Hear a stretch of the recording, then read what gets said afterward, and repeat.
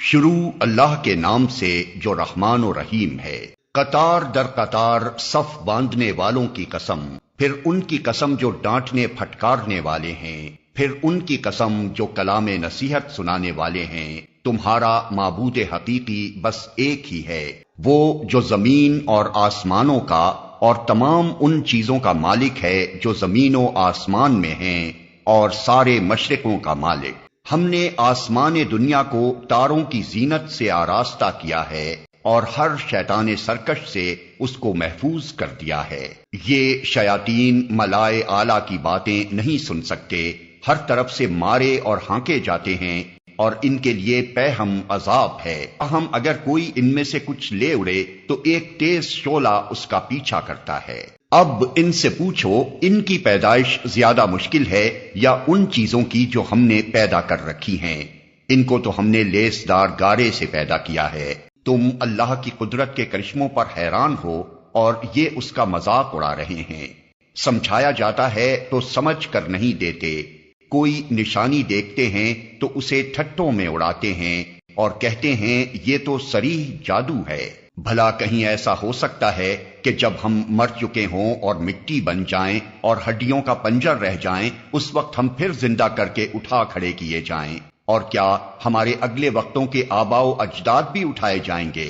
ان سے کہو ہاں، اور تم خدا کے مقابلے میں بے بس ہو۔ بس ایک ہی جھڑکی ہوگی اور یکا یک یہ اپنی آنکھوں سے وہ سب کچھ جس کی خبر دی جا رہی ہے دیکھ رہے ہوں گے۔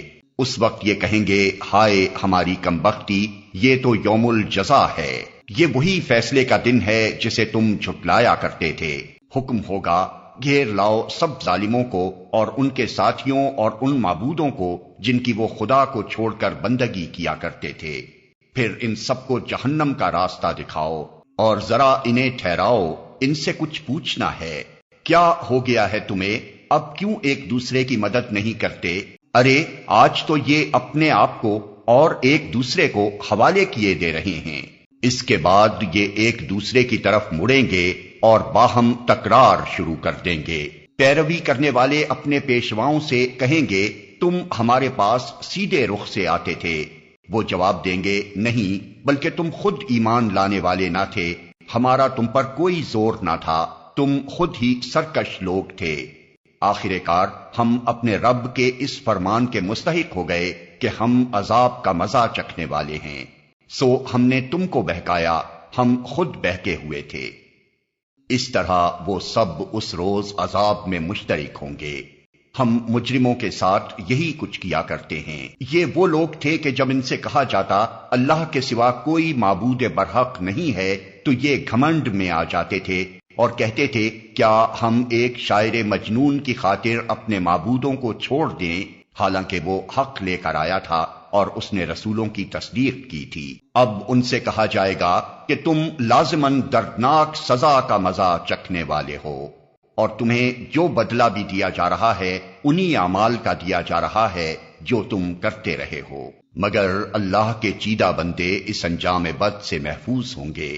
ان کے لیے جانا بوجھا رزق ہے، ہر طرح کی لذیذ چیزیں اور نعمت بھری جنتیں جن میں وہ عزت کے ساتھ رکھے جائیں گے، تختوں پر آمنے سامنے بیٹھیں گے، شراب کے چشموں سے ساغر بھر بھر کر ان کے درمیان پھرائے جائیں گے، چمکتی ہوئی شراب جو پینے والوں کے لیے لذت ہوگی، نہ ان کے جسم کو اس سے کوئی ضرر ہوگا اور نہ ان کی عقل اس سے خراب ہوگی، اور ان کے پاس نگاہیں بچانے والی خوبصورت آنکھوں والی عورتیں ہوں گی، ایسی نازک جیسے انڈے کے چھلکے کے نیچے چھپی ہوئی جھلی۔ پھر وہ ایک دوسرے کی طرف متوجہ ہو کر حالات پوچھیں گے۔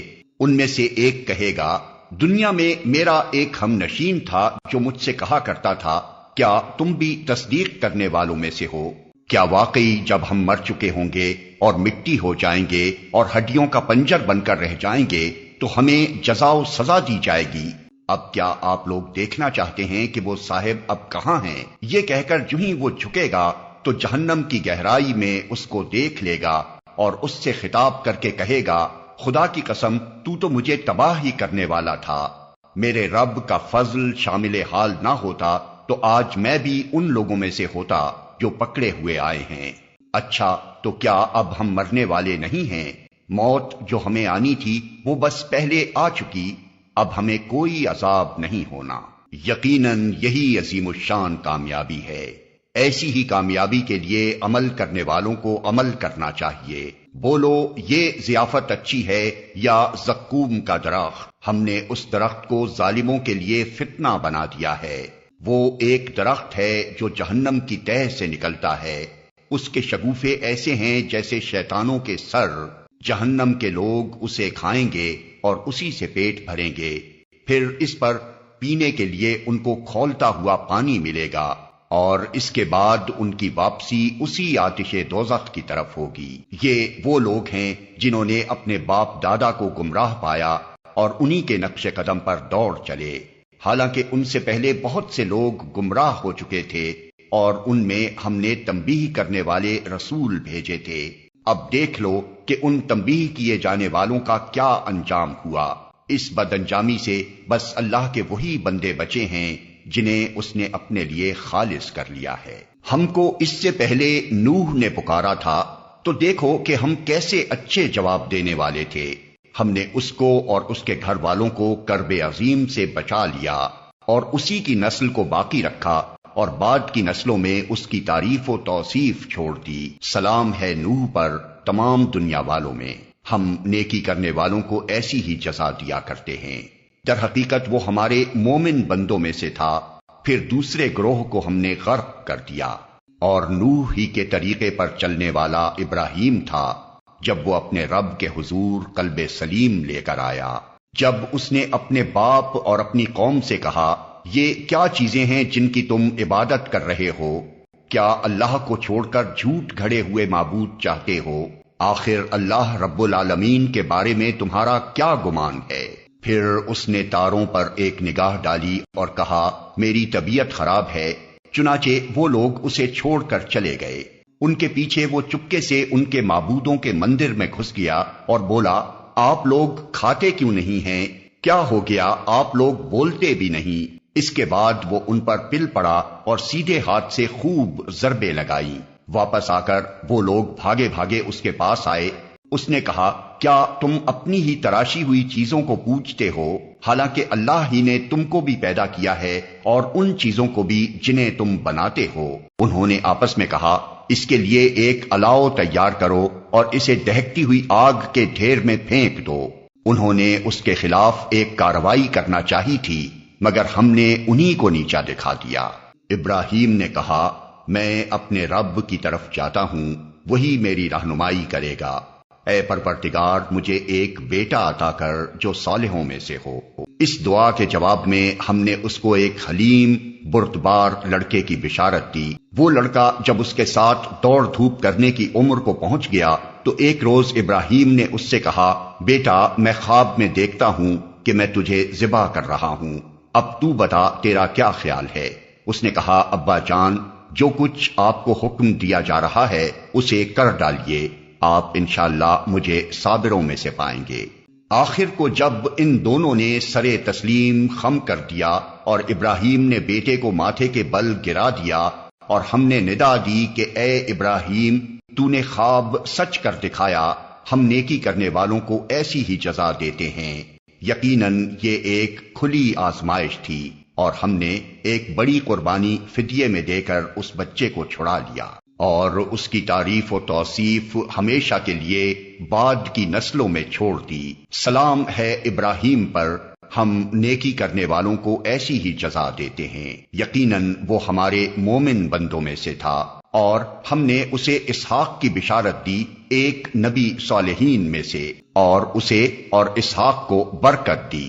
اب ان دونوں کی ذریت میں سے کوئی محسن ہے اور کوئی اپنے نفس پر صریح ظلم کرنے والا ہے۔ اور ہم نے موسیٰ و ہارون پر احسان کیا، ان کو اور ان کی قوم کو کرب عظیم سے نجات دی، انہیں نصرت بخشی جس کی وجہ سے وہی غالب رہے، ان کو نہایت واضح کتاب عطا کی، انہیں راہ راست دکھائی، اور بعد کی نسلوں میں ان کا ذکر خیر باقی رکھا۔ سلام ہے موسیٰ اور ہارون پر، ہم نیکی کرنے والوں کو ایسی ہی جزا دیتے ہیں۔ در حقیقت وہ ہمارے مومن بندوں میں سے تھے۔ اور الیاس بھی یقیناً مرسلین میں سے تھا۔ یاد کرو جب اس نے اپنی قوم سے کہا تھا کہ تم لوگ ڈرتے نہیں ہو، کیا تم بعل کو پکارتے ہو اور احسن الخالقین کو چھوڑ دیتے ہو، اس اللہ کو جو تمہارا اور تمہارے اگلے پچھلے آباء و اجداد کا رب ہے، مگر انہوں نے اسے جھٹلا دیا، سو اب یقیناً وہ سزا کے لیے پیش کیے جانے والے ہیں بجز ان بندگان خدا کے جن کو خالص کر لیا گیا تھا۔ اور الیاس کا ذکر خیر ہم نے بعد کی نسلوں میں باقی رکھا، سلام ہے الیاس پر، ہم نیکی کرنے والوں کو ایسی ہی جزا دیتے ہیں، واقعی وہ ہمارے مومن بندوں میں سے تھا۔ اور لوط بھی انہی لوگوں میں سے تھا جو رسول بنا کر بھیجے گئے ہیں۔ یاد کرو جب ہم نے اس کو اور اس کے سب گھر والوں کو نجات دی، سوائے ایک بڑھیا کے جو پیچھے رہ جانے والوں میں سے تھی، پھر باقی سب کو تہس نہس کر دیا۔ آج تم شب و روز ان کے اجڑے دیار پر سے گزرتے ہو، کیا تم کو عقل نہیں آتی؟ اور یقیناً یونس بھی رسولوں میں سے تھا۔ یاد کرو جب وہ ایک بھری کشتی کی طرف بھاگ نکلا، پھر قرعہ اندازی میں شریک ہوا اور اس میں مات کھائی، آخر کار مچھلی نے اسے نگل لیا اور وہ ملامت زدہ تھا۔ اب اگر وہ تسبیح کرنے والوں میں سے نہ ہوتا تو روز قیامت تک اسی مچھلی کے پیٹ میں رہتا۔ آخر کار ہم نے اسے بڑی سقیم حالت میں ایک چٹیل زمین پر پھینک دیا اور اس پر ایک بیلدار درخت اگا دیا۔ اس کے بعد ہم نے اسے 1,00,000 یا اس سے زائد لوگوں کی طرف بھیجا، وہ ایمان لائے اور ہم نے ایک وقت خاص تک انہیں باقی رکھا۔ پھر ذرا ان لوگوں سے پوچھو، کیا ان کے دل کو یہ بات لگتی ہے کہ تمہارے رب کے لیے تو ہوں بیٹیاں اور ان کے لیے ہوں بیٹے؟ کیا واقعی ہم نے ملائکہ کو عورتیں ہی بنایا ہے اور یہ آنکھوں دیکھی بات کہہ رہے ہیں؟ خوب سن رکھو، دراصل یہ لوگ اپنی من گھڑت سے یہ بات کہتے ہیں کہ اللہ اولاد رکھتا ہے، اور فی الواقعی یہ جھوٹے ہیں۔ کیا اللہ نے بیٹوں کی بجائے بیٹیاں اپنے لیے پسند کر لیں؟ تمہیں کیا ہو گیا ہے؟ کیسے حکم لگا رہے ہو؟ کیا تمہیں ہوش نہیں آتا؟ یا پھر تمہارے پاس اپنی ان باتوں کے لیے کوئی صاف سند ہے؟ تو لاؤ اپنی وہ کتاب اگر تم سچے ہو۔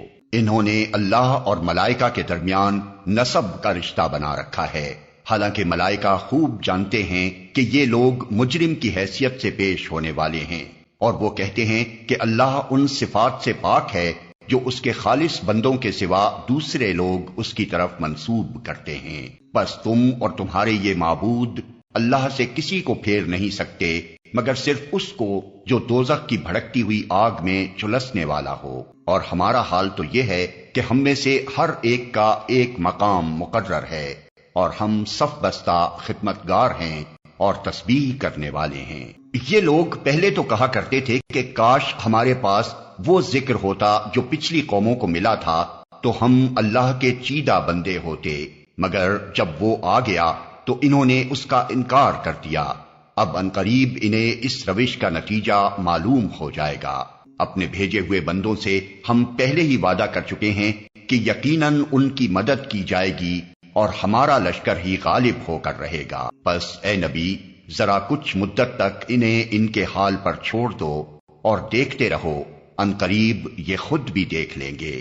کیا یہ ہمارے عذاب کے لیے جلدی مچا رہے ہیں؟ جب وہ ان کے صحن میں آ اترے گا تو وہ دن ان لوگوں کے لیے بہت برا ہوگا جنہیں متنبع کیا جا چکا ہے۔ بس ذرا انہیں کچھ مدت کے لیے چھوڑ دو اور دیکھتے رہو، عنقریب یہ خود دیکھ لیں گے۔ پاک ہے تیرا رب، عزت کا مالک، ان تمام باتوں سے جو یہ لوگ بنا رہے ہیں، اور سلام ہے مرسلین پر، اور ساری تعریف اللہ رب العالمین ہی کے لیے ہے۔